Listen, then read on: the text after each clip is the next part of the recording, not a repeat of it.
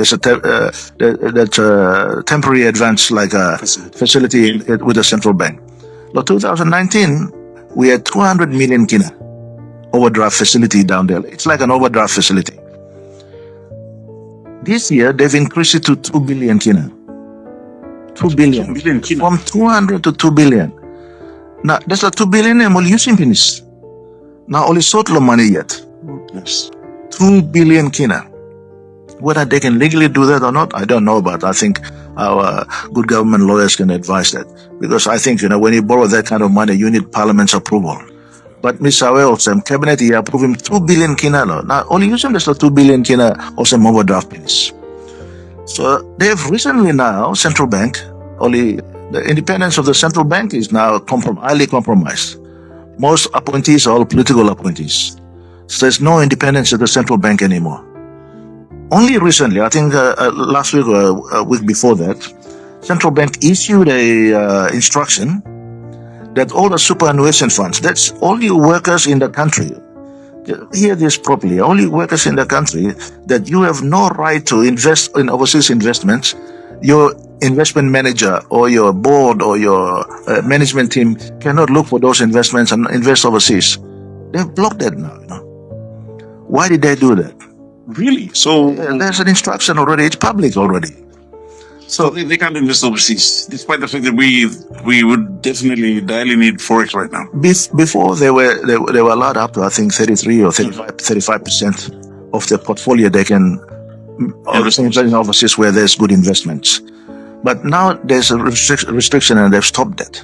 Why? Because every time they go to try and borrow money to issue treasury bills, what we call government and sort of money is issuing treasury bills, short-term treasury bills for 12 months or so down at the central bank. And they have to do an auction every week.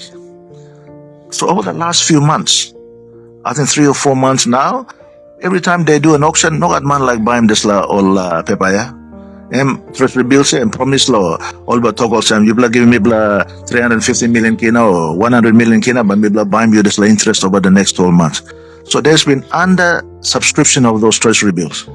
So what will happen is now the super funds who are already overexposed on treasury bills, meaning only reaching limit law this scale where only enough buying treasury bills.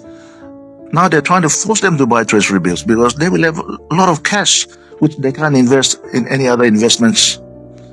So the risk is that when the government is unable to pay those treasury bills back, you will lose that money.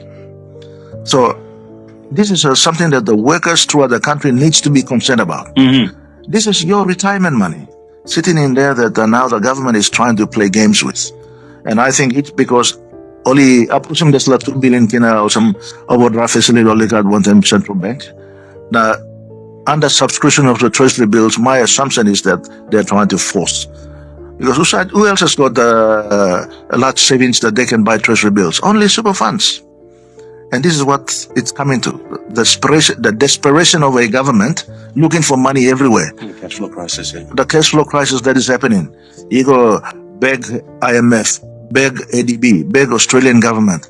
You may walk around, Karam Desla, begging ball, you may run talk, please. I'll be loan about, give me advance money and supporting budget, and this kind of something.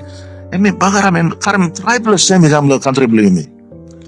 Tribal same country blame me.